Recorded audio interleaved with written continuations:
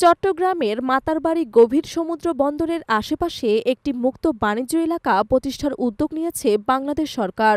দীর্ঘদিনের বিনিয়োগ সহযোগী দেশ চীনের পাশাপাশি মধ্যপ্রাচ্যের ধনী দেশ সংযুক্ত আরব আমিরাতও এ প্রকল্পে আগ্রহ প্রকাশ করেছেন।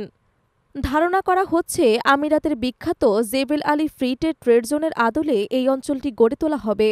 চট্টগ্রামে এমন একটি অঞ্চল প্রতিষ্ঠিত হলে তা দেশের অর্থনীতি, বিনিয়োগ, পরিবেশ ও কর্মসংস্থানে গুরুত্বপূর্ণ ভূমিকা রাখবে।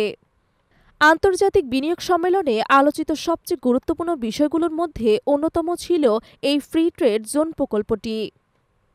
৯ এপ্রিল বাংলাদেশ বিনিয়োগ উন্নয়ন কর্তৃপক্ষর নির্বাহী চেয়ারম্যান মোহাম্মদ আশিক চৌধুরী এক সংবাদ সম্মেলনে জানান, মাতারবাড়ি গভীর সমুদ্রবন্দরের কাছাকাছি একটি মুক্ত বাণিজ্য অঞ্চল গড়ে তোলার আগ্রহ দেখিয়েছে ডিপি ওয়ার্ল্ড নামের একটি আন্তর্জাতিক বন্দর পরিচালনাকারী প্রতিষ্ঠান।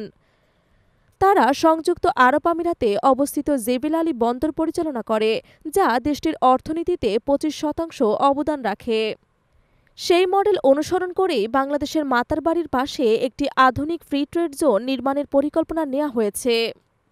এ ধরনের অঞ্চল এমন একটি বিশেষ বাণিজ্য এলাকা যেখানে দেশি ও বিদেশি বিনিয়োগকারীদের জন্য কর ছাড়, শুল্ক অব্যাহতি, সহজ লাইসেন্স এবং শতভাগ বিদেশি মালিকানাসহ একাধিক সুযোগ সুবিধা রাখা হয়।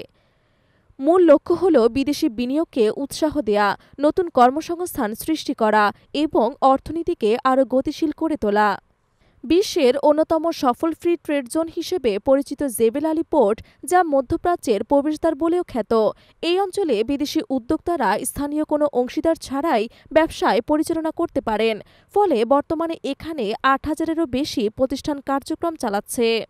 বাংলাদেশে এ ধরনের অঞ্চল তৈরি হলে বহুজাতিক কোম্পানিগুলোর জন্য আকর্ষণীয় গন্তব্য হয়ে উঠবে।